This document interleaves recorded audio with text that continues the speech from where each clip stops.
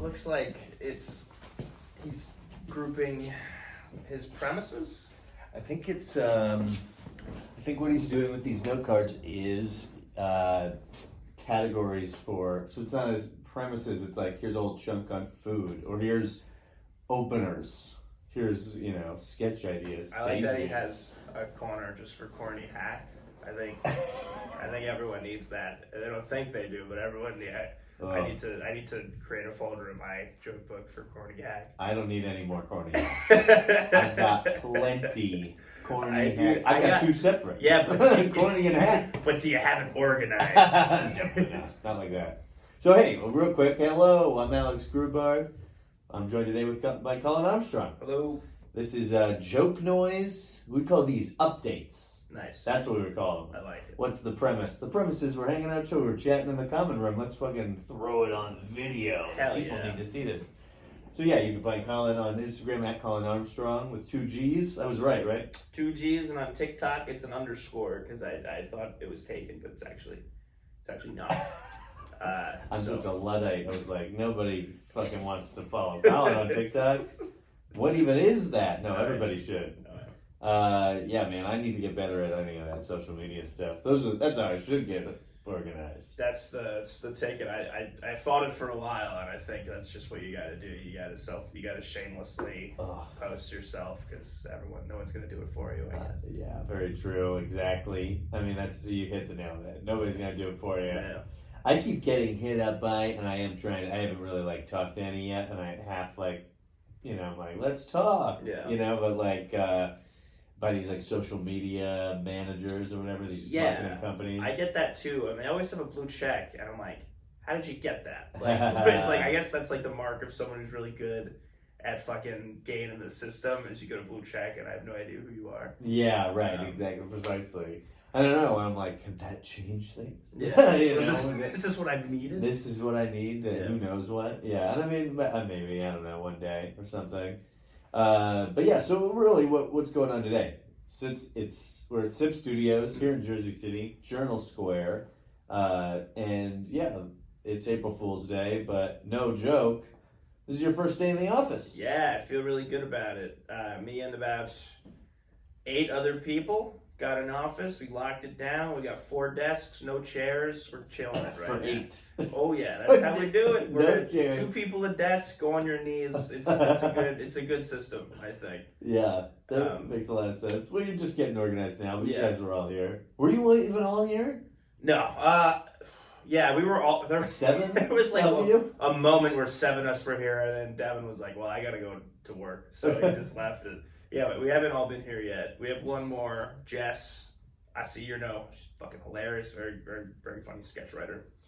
And then we're just gonna be where we write and film stuff. And Keegan's got a bunch of ideas. So yeah, I mean it's a great space. We've obviously talked about it on Jokenoise before on these updates. It's a crazy place. I mean, I don't know if we've gone through the whole thing, but basically it was a Sunday school. Yeah. It's the basement. We're really in the basement of a Mormon temple right now. And it sounds like it would be haunted, but it's... It might be. I've already heard some stories. Okay, good. I've already heard some stories like, you find something that doesn't belong, you just put it back. Nobody's ever seen it before. It never existed. I'm gonna start a podcast called Spooky Noise. We're gonna give you the updates on the haunted nature of this Sunday school basement. Yeah, right, exactly. So we're in the Sunday school basement, and then so the common room, the main common room, they turned into a stage and event space. It's really nice looking. It can move. There's a lot of these couches made out of wood.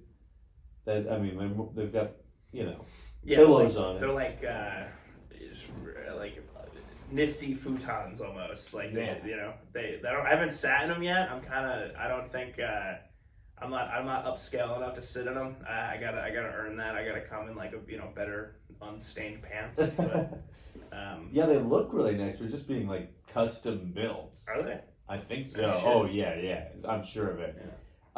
And they're custom built, perfect for exactly packing in people into a nice event space, but you're not too crowded. Everyone would have their own table space or something like that. It's just really nice. And then they have a lot of like tech stuff, so they got a projector screen, the lighting, they can live stream. So I've done Waiting on the Stone here once already. I've got another one coming up April 9th at some studios. But there's more shows and events, all sorts of stuff happening, game tournaments. But anyway, that's the common room. Then they have a bunch of other stuff, soundstage, recording studio. There's a printer. There's a whole green screen room. I didn't even know there's a printer. There's a printer in there. Can anyone use a printer? So it's like one guy is running it. And he told me he needs to get the roll to make size posters. But he has a roll to make banners. You can make a banner. Like he could do just to fucking hang out. a big one, Oh, or like shit. I think about getting a stand-up banner sometime. Yeah, for like shows. Yeah. That'd be good. That would be good at the pet shop. Yeah. The back. I don't know yet if I want to do that because the one show I run it's got like the background is like it says the name of it already. Yeah. I don't know. Maybe I don't know. I got a lot to figure out. But I think that's it's good to know. I like that. You piece these things together, and you can theoretically maybe print a banner here. It's a banner for me. Just kind of. Yeah. And that's just like you're doing great, Colin. Just put it in my room. Honestly, stuff like that is really great. We were talking merch ideas a bunch, and like we were just like, we should make merch, and every thing is a bit, or something, make a koozie and it has a little joke on it. I made these cards recently. I made a Weeding Out the Stone card game. This is a prototype.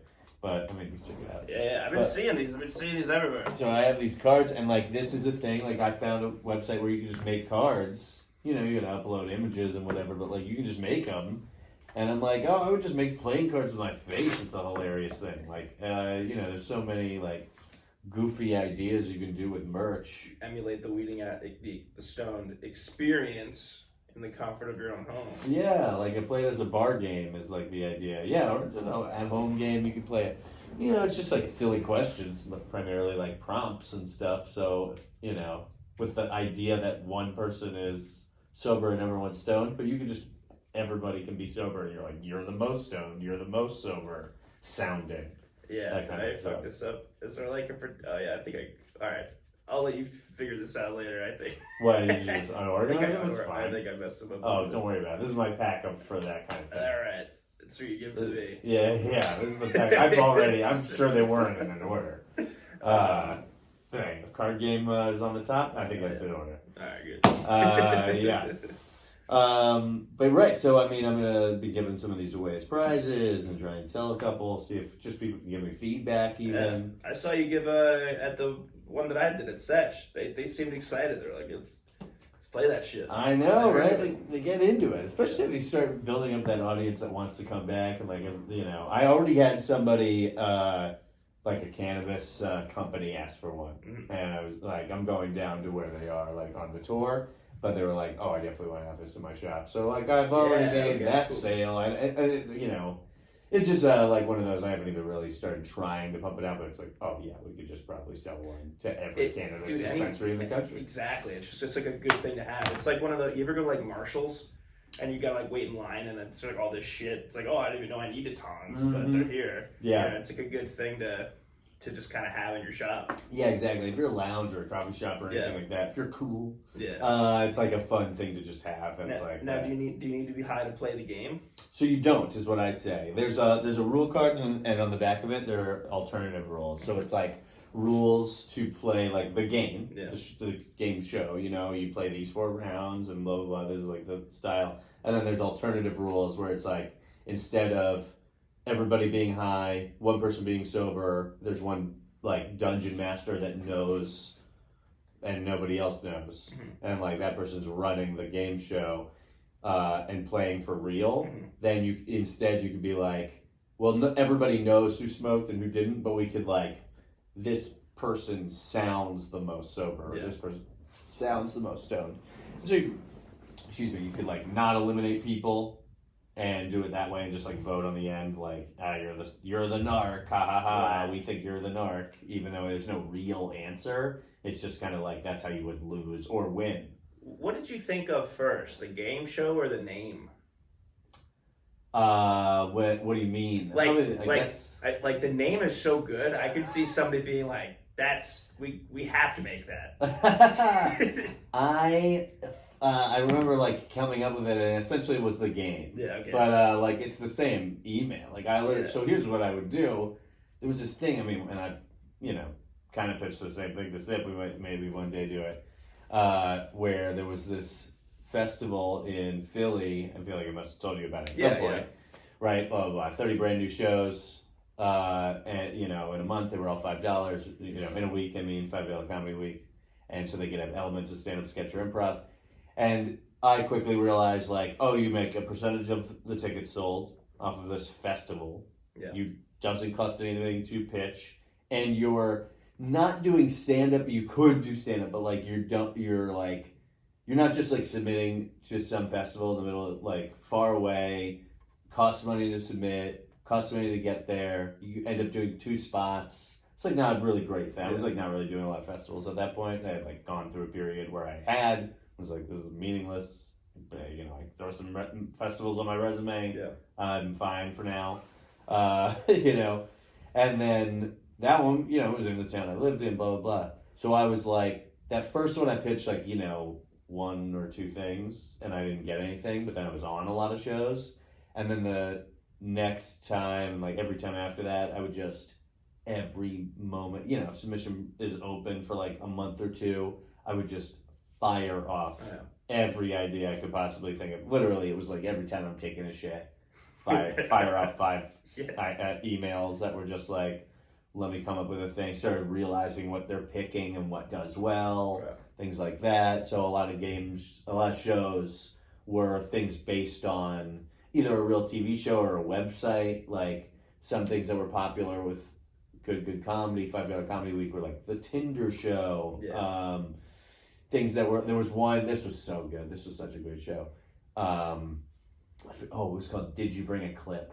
And it was just panel talk show clip. Yeah. Just, you're on a talk show and you've brought a clip. That's the whole premise of the show. That's so funny. It was phenomenal. There were so many great shows. I mean, like shows that were really, really just unique and funny. There was a really good element of thinking of shows like that I thought about.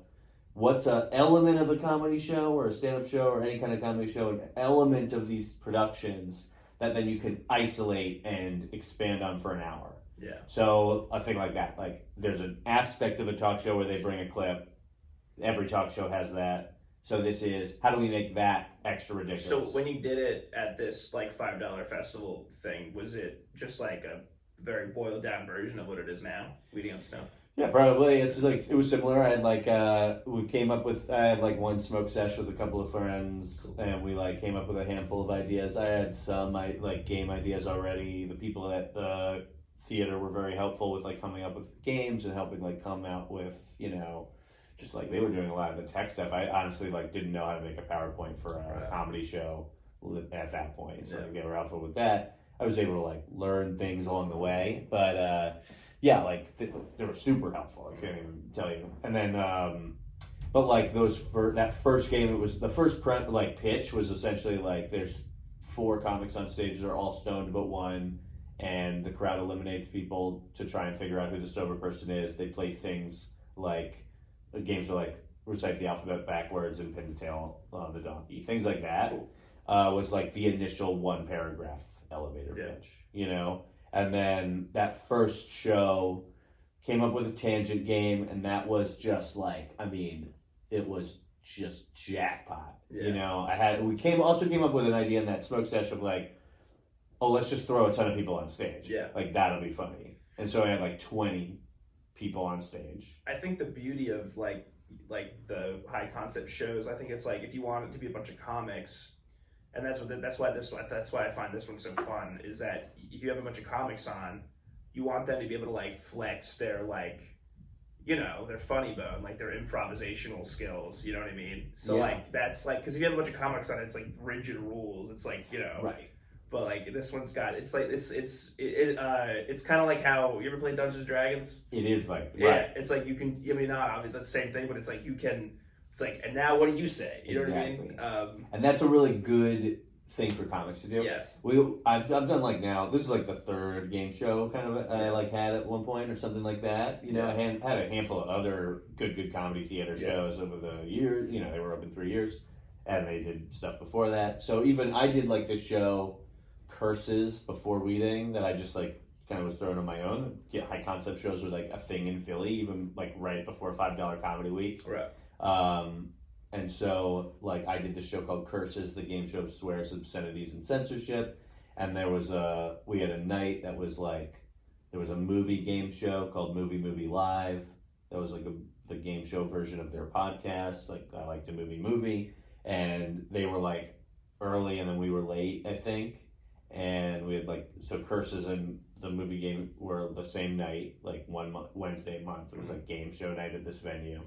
And, so Curses and movie, like I did Curses maybe like 8 months there, and Curses was more like there were creative games, but there were also games that were more real trivia and like informative in a certain way, and like cursing is like the idea was like cursing and censorship is like interesting and like funny at times, but the games that were the most fun were the ones that were not rigid. If like I kind of came to the realization, if there's a right answer, it's actually not really great for comedians to be on. Yeah. People are still engaged with the game. It's just harder to be funny. And like there were games where like write out this thing and like, you know, it was definitely also part of like, you know, we were doing our thing, so you're learning a lot from watching your own show. And then there's also this movie game, which is like even more trivia based, right? And so once we had moved on to a second game show and then eventually Weeding Out the Stone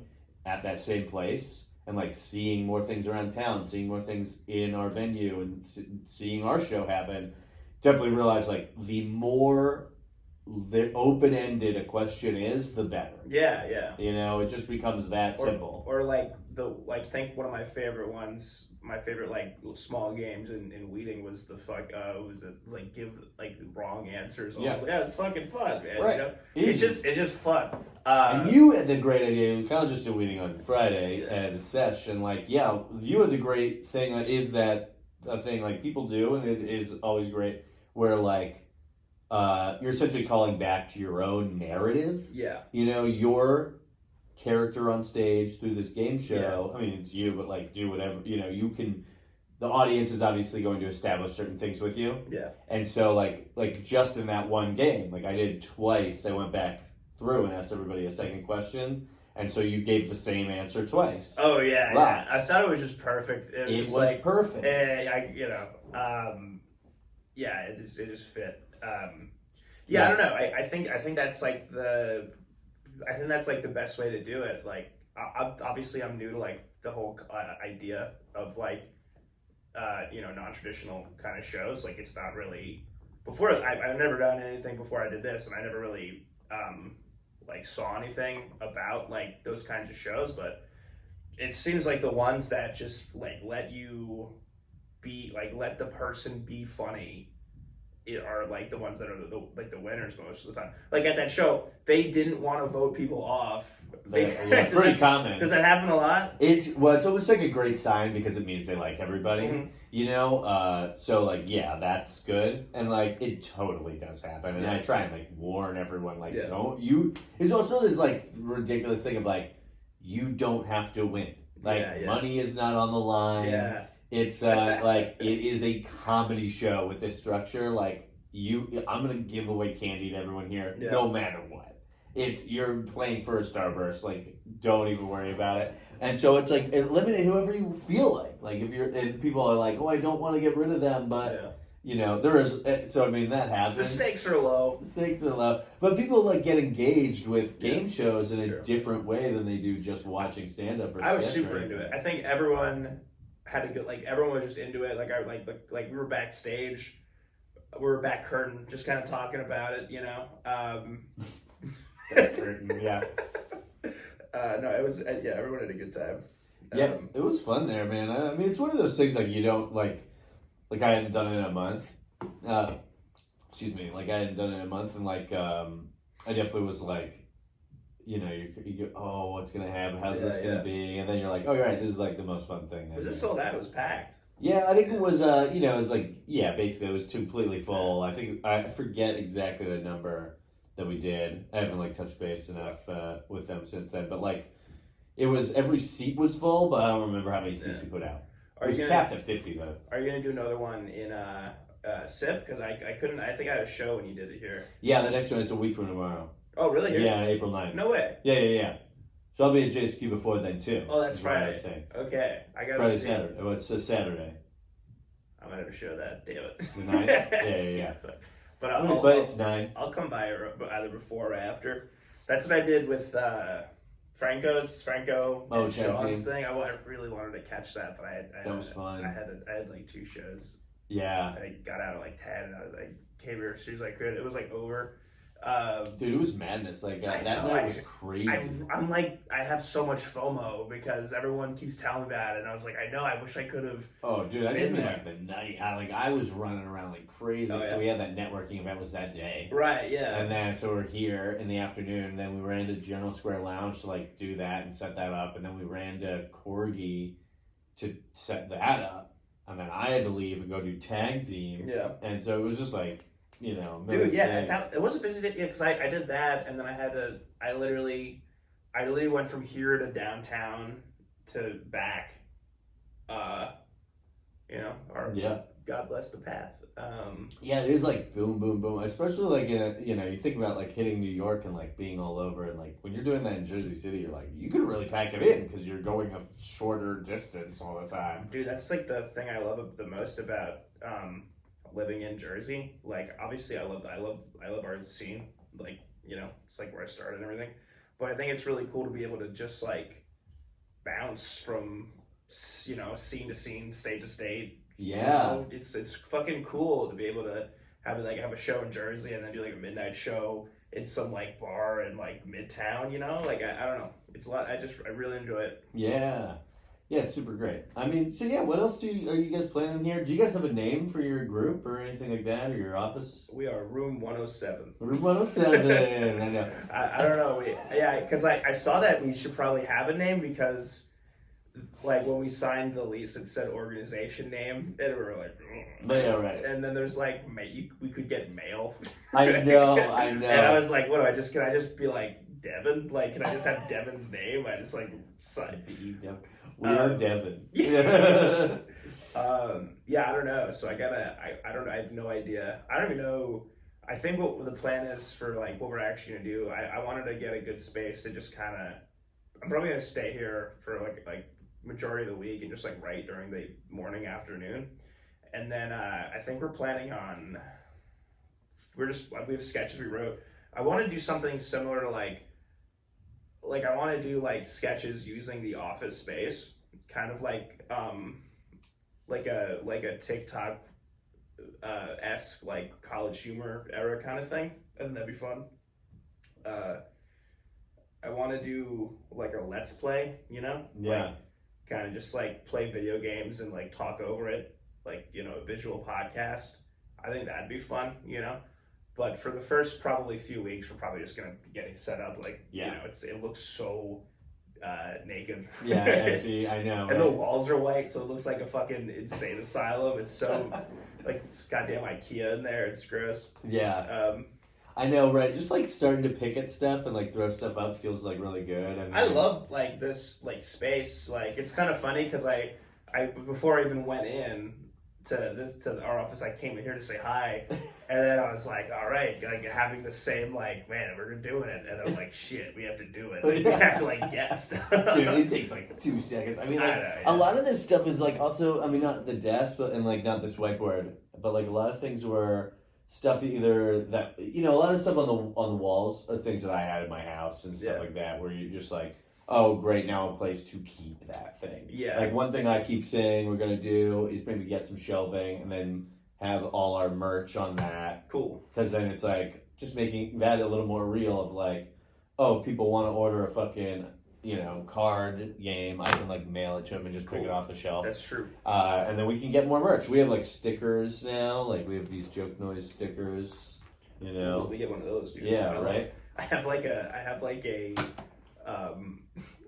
a Spider-Man lunchbox full of like all my buddies like stickers and business cards and stuff. It's so lit. I love it though. Dude, I've been there. Oh, that's hilarious. I just like it. I'm just like I like having like my friends' stuff, you know, like their merch or whatever. Like not even comics. Like my one friend's a sales associate for like YSL, and I'm like, you can't just put that in there. Oh man. Yeah.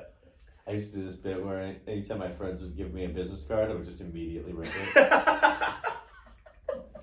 I know. I got a new job. Let's see.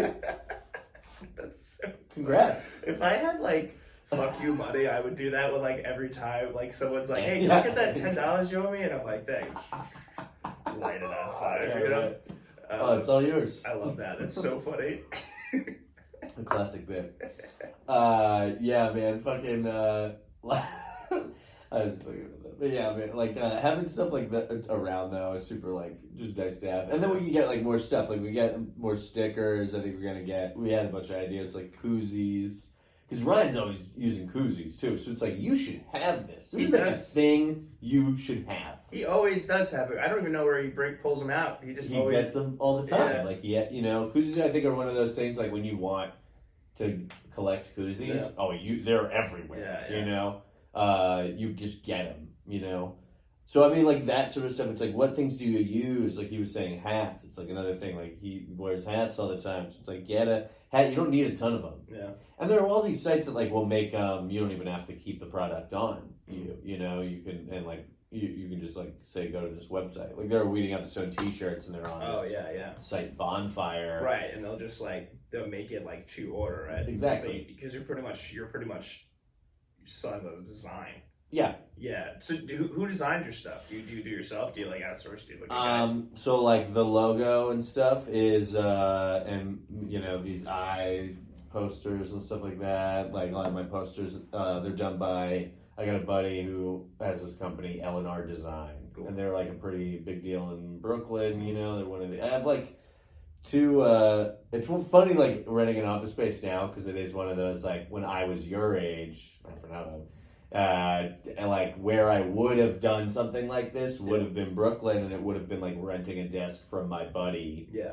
And because he, so I was, you know, my buddy Zeke, he started a company right out of college, website firm, a design firm, and so he's like my age, you know, and then another friend of ours who we went to high school with, like grew up with, but is a few years younger than us. It's like another of our buddies, younger brothers.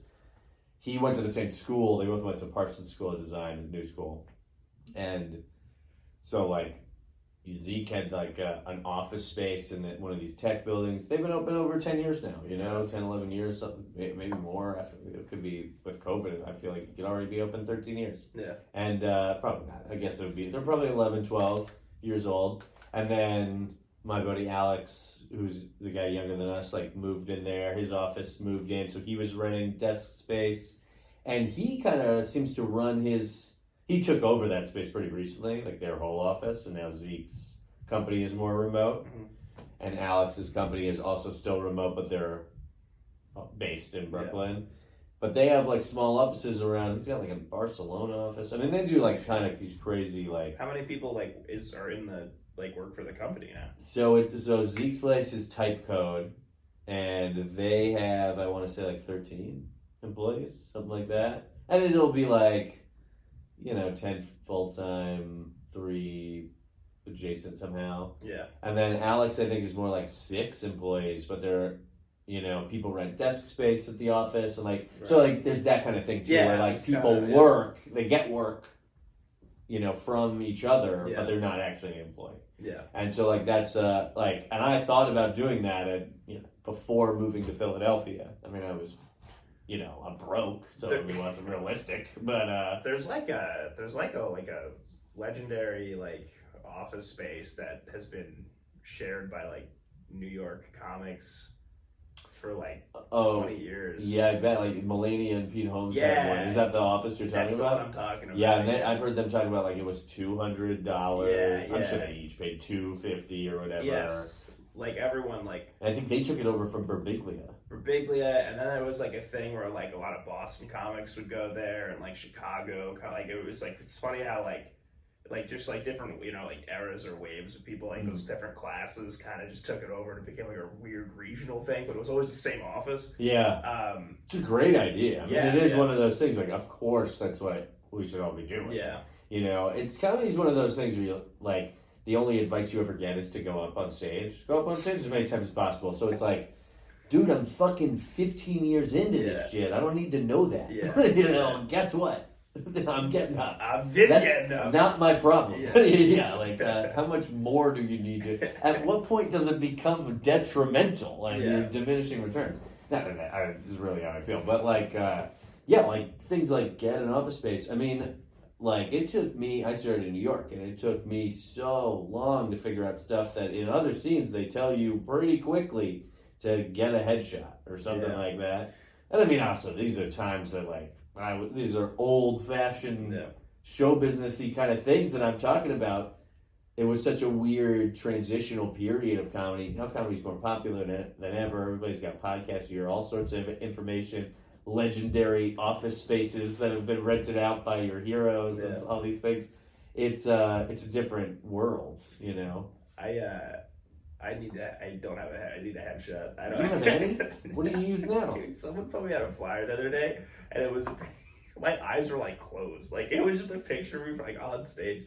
So yeah, here's totally a fucking thing. That's probably gonna be the title of this episode. Headshots. Is because we were talking about doing this at the networking event and we didn't do it, but it would be great. Is because there's that soundstage we can literally book a day, a few hours.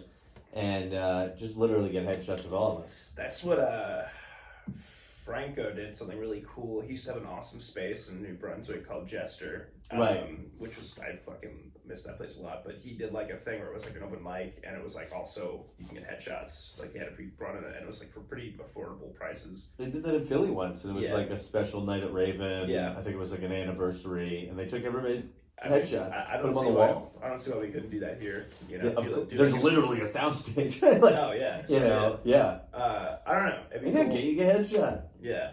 I bet you use it. Well, that's so it's weird, right? Because like everyone told me to get a headshot when I first started, and I wasn't like, I don't know. I was still in college and I didn't know what I was doing, and then I don't think I realized how like seriously into it I got. Like it all kind of happened so quickly. Right. And now I'm just doing what I'm doing now without a headshot, and like everyone's asking. Like whenever you do a show, it's like, oh, you need your headshot. I'm like, I'll send you a fucking imager link, and we can see you on my Facebook.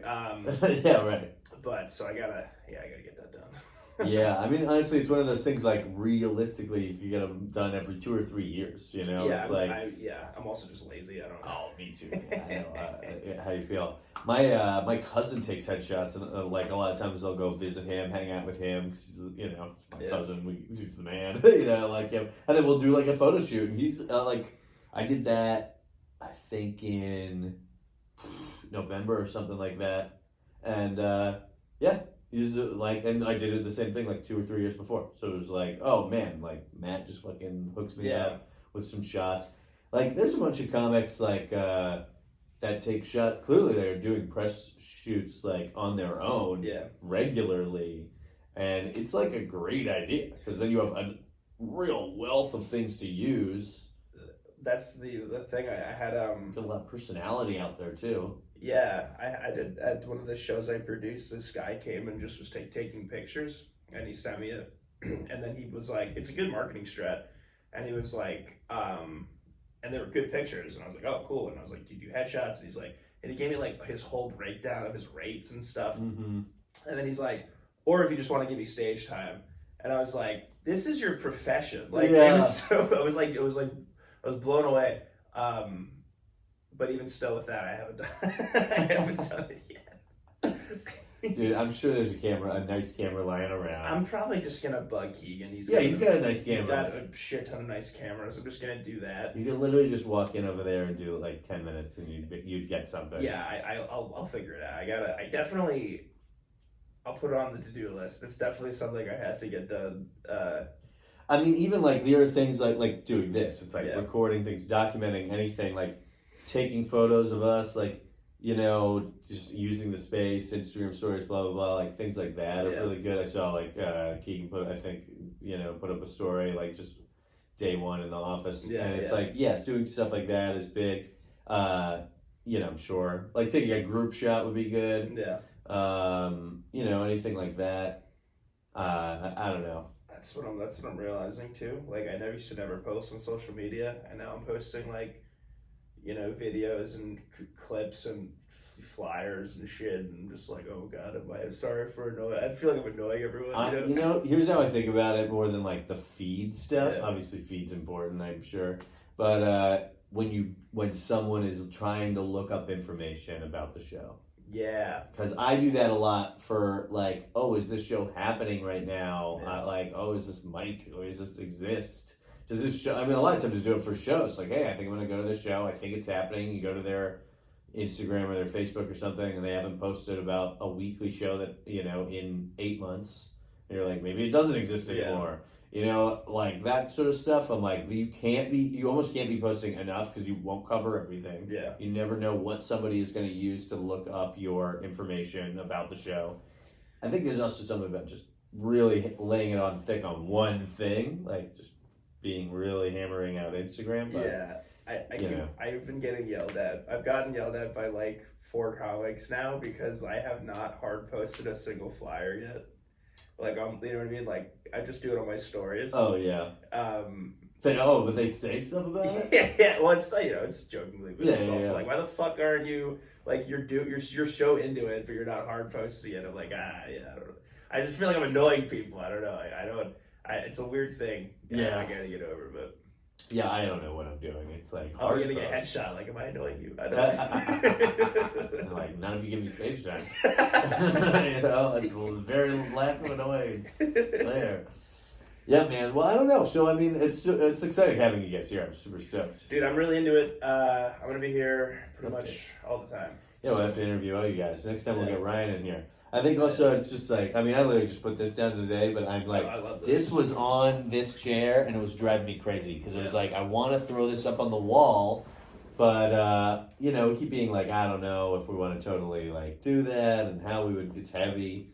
And so just making a little table that like can be then taken apart and fucking just turned into 2 stools in 5 seconds. Well, that's good. Yeah. Yeah, right. I like that. That's where the coffee goes.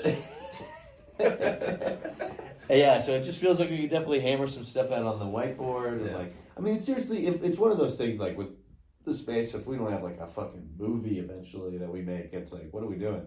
Yeah. I mean, we'll do live events. I think those, like, we could come up with TV shows and stuff and put them live. I really want to be doing that. That's the thing obviously it's tough. They're still doing a lot with the space.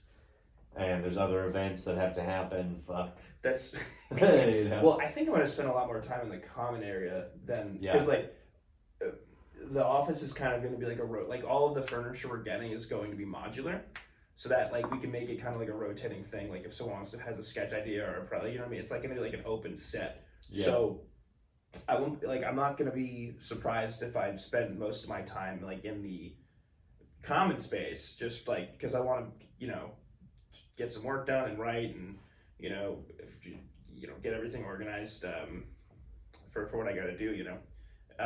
More likely to chat with everybody. Meet people. Yeah. But like, so it's going to be one of those things where I'll probably be bouncing around everywhere. Yeah. Yeah. Hell yeah. Well, I don't know. You want to plug anything else or let anyone know anything else? Come to Vanguard Comedy, April 15th. Headliner is to be determined, but it's usually someone pretty good. Is this your 4th show there? It's my 5th. It's gonna be my 5th show. Yeah. Whoa. I don't know. Did I start? I think I started it in like. Yeah, it's gonna be my 5th show there. Yeah. Damn, who have you had? You've had Derek. Dina. We had Derek Gaines, Dina Hashem, and Josh Adam Myers, and.